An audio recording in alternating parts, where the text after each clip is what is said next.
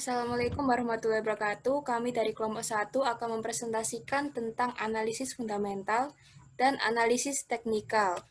Penjelasan berikutnya akan dijelaskan oleh Mbak Dian Rohmiati. Yang pertama, analisis fundamental. Analisis fundamental ialah analisis yang dilakukan dengan cara mempelajari banyak hal yang berkaitan dengan kekuatan mendasar dari suatu perusahaan. Berbeda dengan analisis teknikal, dalam analisis fundamental, investor tidak hanya berfokus pada kinerja pergerakan saham, tetapi juga kinerja bisnis secara keseluruhan.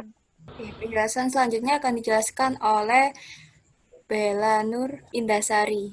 Pendekatan analisis fundamental. Yang pertama, pendekatan top-down approach, yaitu analisis yang dilakukan melalui 3 tahap, yaitu kondisi ekonomi makro, industri, dan kondisi perusahaan. Yang kedua, pendekatan nilai intrinsik dan rasio keuangan, yaitu analisis terhadap nilai wajar suatu perusahaan yang akan dibandingkan dengan harga pasar saham. Dalam pendekatan ini, investor akan berfokus pada neraca keuangan perusahaan yang bersangkutan yang diwakili oleh 6 rasio keuangan. Penjelasan selanjutnya akan dijelaskan oleh Enda Rupawanti. Oke, rasio keuangan itu ada 6, yaitu 1. Earning per share, yaitu perbandingan antara laba bersih dan lembar saham yang beredar yang bertumbuh menunjukkan bahwa perusahaan tersebut juga bertumbuh. Yang kedua, price to earning ratio, yaitu perbandingan antara harga saham dan laba per saham dari perusahaan itu juga menjadi petunjuk mengenai lama waktu yang dibutuhkan untuk pembelian modal. Yang ketiga, price to book value, yaitu perbandingan antara harga saham dan kekayaan bersih suatu perusahaan. Perusahaan yang lebih tinggi daripada price to book value, industri dianggap lebih potensial dan layak disuntik dana. Yang keempat, return on quality, yaitu perbandingan antara laba bersih dan kekayaan bersih perusahaan. Dan menjadi indikator yang menunjukkan efisiensi dari perusahaan tersebut. Difference yield, yaitu perbandingan antara dividen per saham dan harga sebab bersih perusahaan dalam keadaan stabil. Debt to quality ratio, yaitu perbandingan antara jumlah utang dan modal bersih perusahaan dengan DER yang kurang dari 1 dianggap lebih baik dan potensial untuk dipilih.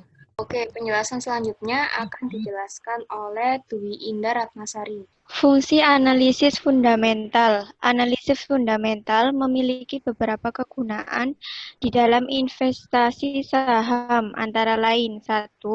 Mendeteksi waktu yang tepat untuk masuk atau keluar dari pasar saham. Dengan mengetahui bagaimana kondisi ekonomi negara, kita dapat mengetahui kapan kita harus berinvestasi. Yang kedua, membantu memilih saham yang baik untuk investasi. Dengan analisis industri dan keuangan perusahaan, kita dapat terhindar dari memiliki perusahaan yang fundamentalnya kurang jelas. Yang ketiga, mengetahui harga wajar suatu saham. Oke, selanjutnya akan dijelaskan oleh Diatri Lestari.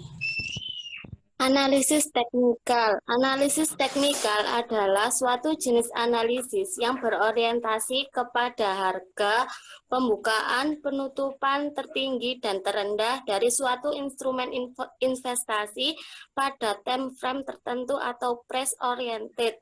Analisis ini mempelajari tentang perilaku pasar yang diterjemahkan ke dalam grafik riwayat harga dengan tujuan untuk memprediksi harga di masa yang akan datang.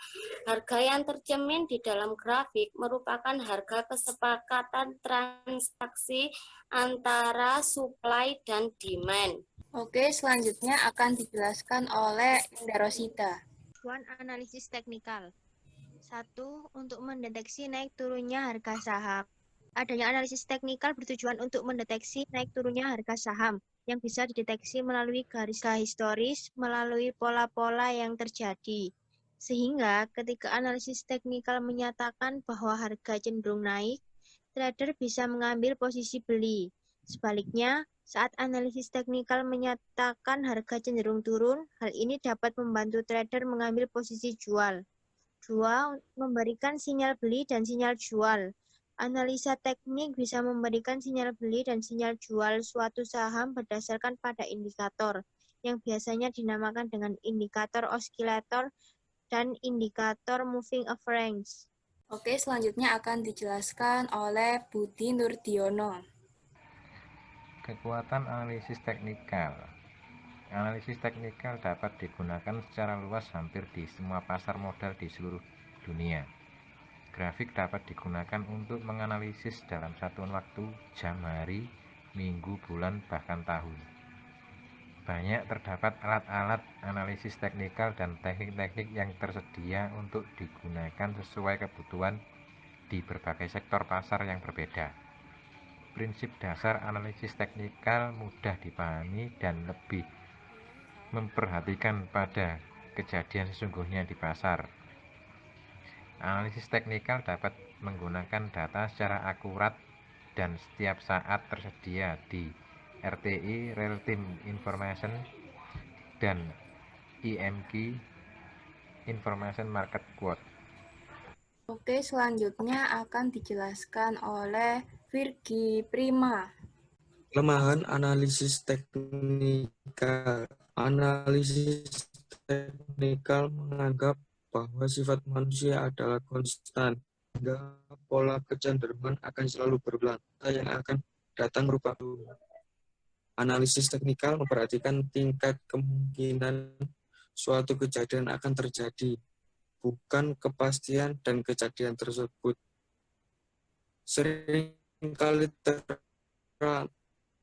terlambat akurasi dari analisis bisa jadi saat membuat namun sampai dengan beberapa jam kemudian analisis ini telah jadi begitu terlambat untuk dieksekusi.